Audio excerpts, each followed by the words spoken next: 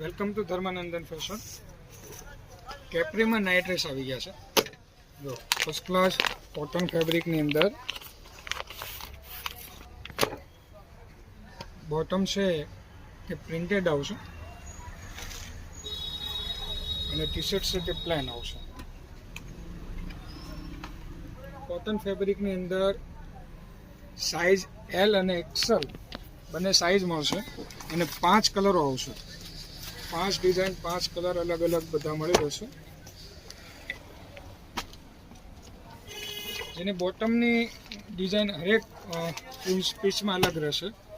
તમને હું એક પીસ બીજો ખોલીને બતાવીશ કે જેમાં તમને આઈડિયા આવી જશે કે જો બ્લેક કલર છે તો એને બોટમની ડિઝાઇન કંઈક અલગ હશે, ડિફરન્ટ હશે.